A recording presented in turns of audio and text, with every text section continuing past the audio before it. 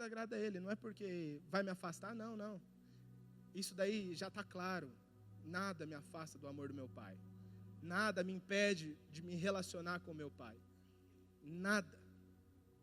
Então eu não mais ajo dessa forma, não ajo mais com essa mentalidade, mas eu passo a olhar como uma oportunidade de agradar, de viver como Ele vive. Viver da forma que Ele nos chamou para viver. Porque nós sabemos que existe bênção, existe favor debaixo da obediência, debaixo daquilo que Deus tem para nós. Amém? Então essa santidade, ela precisa ser aplicada na minha e na sua vida. Nós precisamos olhar para a santidade dessa forma, não mais como lei. Só que não só o Espírito Santo está dentro de você para te ajudar com isso, mas também Deus deu à igreja, o corpo, para te ajudar a andar em santidade. A igreja também é provisão para a santificação. A unidade é provisão para a santificação. Quando eu me converti, eu estava no segundo ano do ensino médio. No primeiro ano do ensino médio. E na minha escola, eu não conhecia nenhum crente. Né? Como um mundano, eu não conhecia nenhum crente. Então, porque só tinha crente 007 na minha sala. Sabe o que é, né? Aquele que ninguém sabe que ele é crente. Depois que eu me converti, apareceu um monte. Mas antes disso acontecer, e quando eu estava lá, na escola, tinha 2 irmãos que eu conhecia, que era crente, que era da mesma igreja. Um deles era o irmão do Mateus, que é o Gabriel, filho do pastor Sérgio, pastor da Barão. E o outro, o Daniel, filho do pastor Celso. Ou seja, praticamente 2 filhos de pastores. E eu, recém-convertido, na escola. Irmãos, quantas vezes eu deixava de fazer coisas, deixava de andar com pessoas, porque eu tinha eles lá para me ajudar.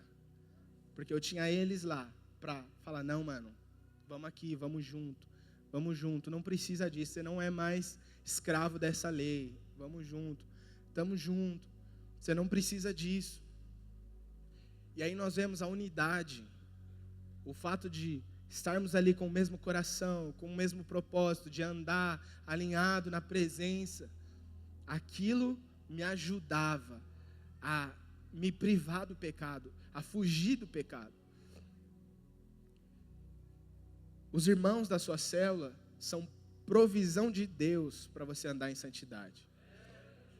Alguns líderes pecam e, acredite se quiser, tá? Líder peca também.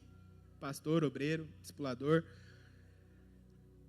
O líder peca e às vezes ele fala assim, mano, não dá para continuar liderando a célula porque eu peco, eu tenho problema com isso, eu tenho problema com aquilo.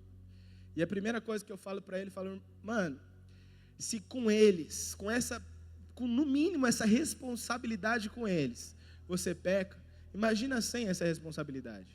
Onde você vai parar? Onde você vai se jogar? Esse não tem que ser a nossa motivação. Como eu te expliquei, o motivo para não pecar tem que ser amar a Deus. Tem que ser uma resposta de amor à graça de Deus por nós. Mas ainda que comece como uma responsabilidade por aqueles que estão ao seu lado, pelo menos você não vai sofrer o dano do pecado, né? No âmbito natural, porque com Deus não tem mais, aleluia.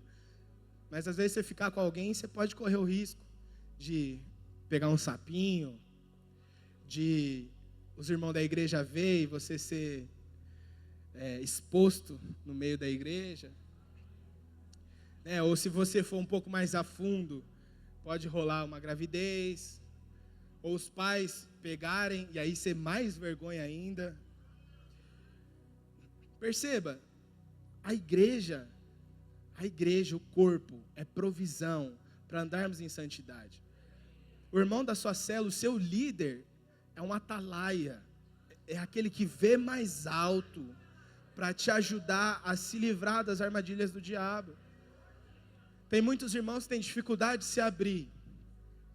Tem muita dificuldade de se abrir. Preciso te dizer, eu também tinha. E eu era alguém extremamente tímido. Extremamente tímido. Na primeira empresa que eu trabalhei, depois de 2 anos trabalhando lá, teve uma confraternização, eu ia falar comunhão, o dialeto de crente. Teve uma confraternização da empresa, e aí minha esposa foi comigo, e aí as meninas lá do escritório falando para ela, até esses dias atrás eu nunca tinha ouvido a voz dele. Você vê, 2 anos trabalhando na empresa. A empresa tinha 30 e poucos funcionários. Você vê o nível de timidez. Só que, com o passar do tempo, eu precisava enfrentar isso para eu ter as armas que Deus tem para mim. Quem eram essas armas? O meu líder, o meu discipulador, o meu anjo da guarda, que me consolidou e tirou muitas dúvidas da minha cabeça. Você precisa aceitar essas armas que Deus te deu para andar em santidade. Às vezes você está lutando à toa. Deus já te deu a arma para vencer e você fica sem usá-la. Onde está isso, Léo? Efésios capítulo 4, verso 1 ao 6. Diz assim: rogo-vos, pois, eu, o prisioneiro no Senhor, que andeis de modo digno da vocação que fostes chamados. Perceba que a boa obra está sendo colocada aqui novamente como uma vida com atitudes dignas. Amém? Verso 2: com toda a humildade e mansidão, longanimidade, suportando-vos uns aos outros em amor. Fala para o irmão do seu lado: eu te suporto em amor. Fala para o do outro lado: eu te suporto em amor. Os líderes, fala para um membro da sua célula aí, que está perto de você: eu te suporto em amor.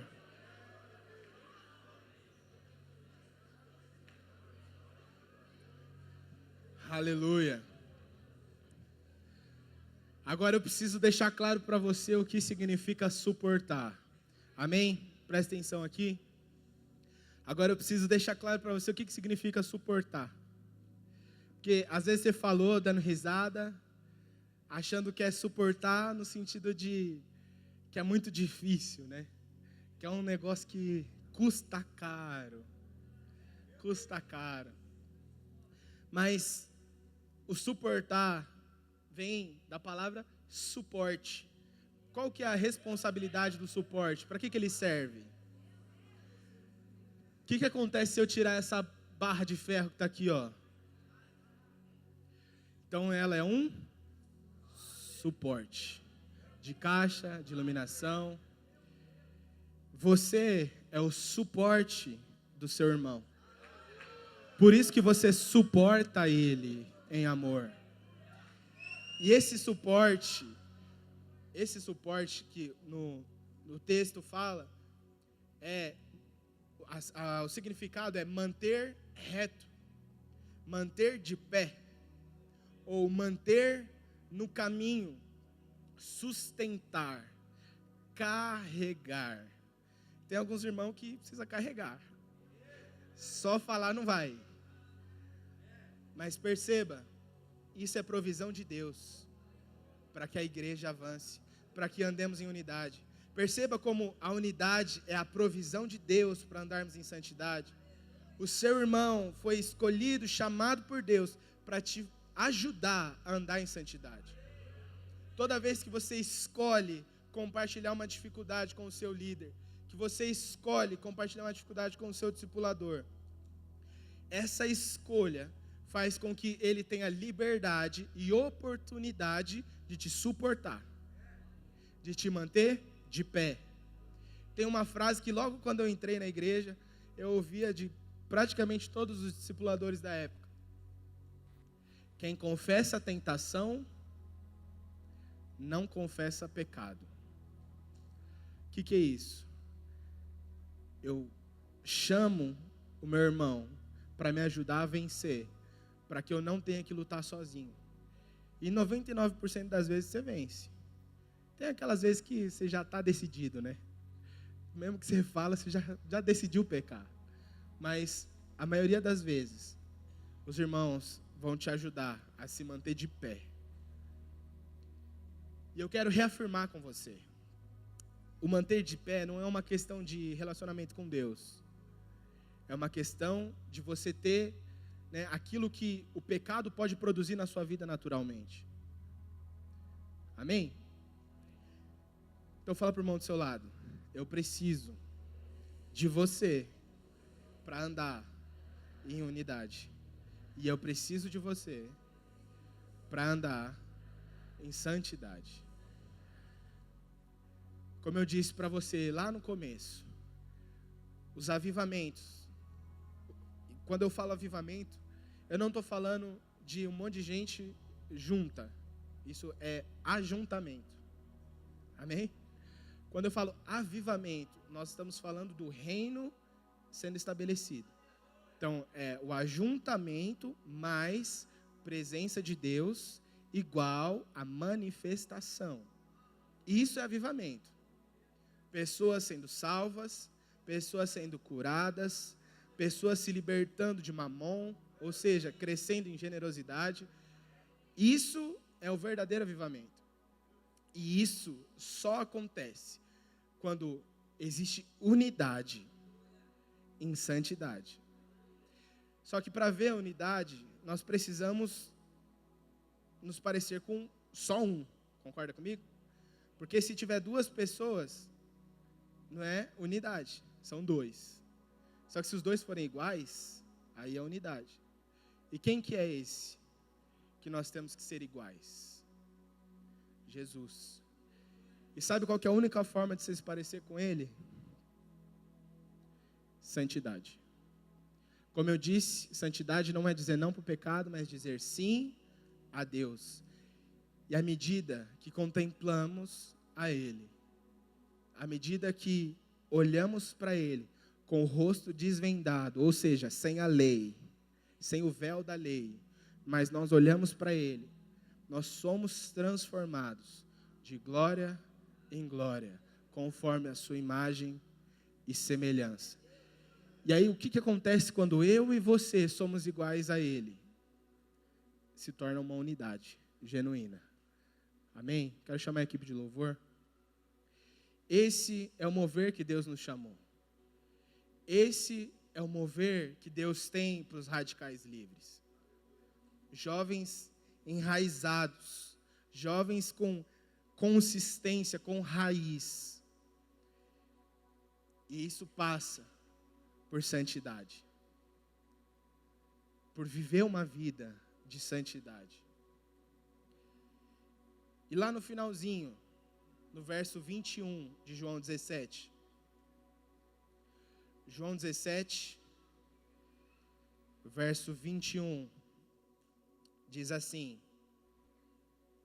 a fim de que todos sejam um, como és tu, ó Pai, em mim e eu em ti, também sejam eles em nós, para que o mundo creia que tu me enviaste. E aqui eu quero te mostrar que a unidade com santidade é igual a casa cheia.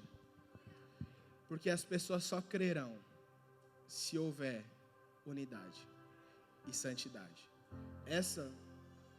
Foi isso que Jesus falou. Santifica-os na verdade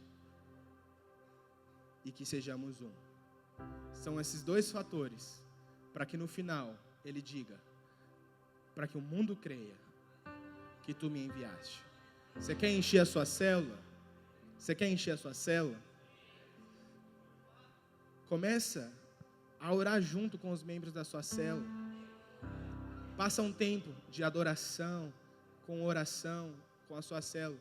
É top ver no Instagram o que está acontecendo lá em Asbury, mas você não precisa viver 7 dias. Se você pegar um dia da semana e viver isso com a sua célula, fora da reunião da célula, pode ter certeza que o mundo crerá que você foi enviado de Deus. Se nós vivermos isso no meio dos radicais livres, jovens que buscam a presença, que clamam pela presença, em santidade, em retidão, mas em busca intensa, nós viveremos o ano da casa cheia. Quero te convidar a ficar de pé. Nós vamos ministrar um louvor agora. Eu quero que você deixe o Senhor ministrar no seu coração.